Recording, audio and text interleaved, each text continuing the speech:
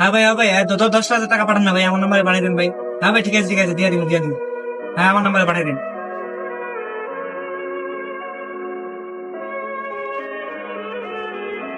ভাই আমি 10,000 টাকা দিন তো ভাই, আমার 10,000 টাকা দেন, আমি কালকে নাহলে পরশু আপনাকে দিয়ে দিব ভাই। আমার খুব দরকার ভাই, আমার ইমার্জেন্সি দরকার, আমার 10,000 টাকা দেন না ভাই।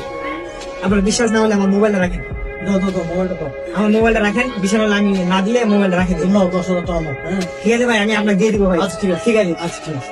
আচ্ছা শুন, 2 দিন পরে টাকা না দিতে পারলে মোবাইলটা কিন্তু আমার হয়ে যাবে। আচ্ছা ভাই ঠিক আছে।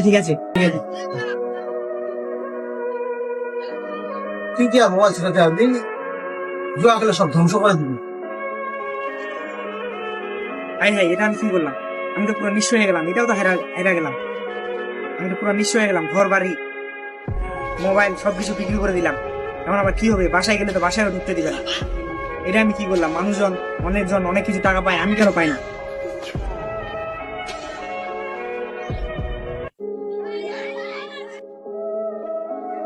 ভাই তোকে 2 দিনকে টাকাগুলো দিয়েছে, পাঠালাম টাকাগুলো দে। ভাই আমাকে 2 দিন সময় দেন। না 2 দিন সময় দেন, আমি 2 দিন সময় দেন।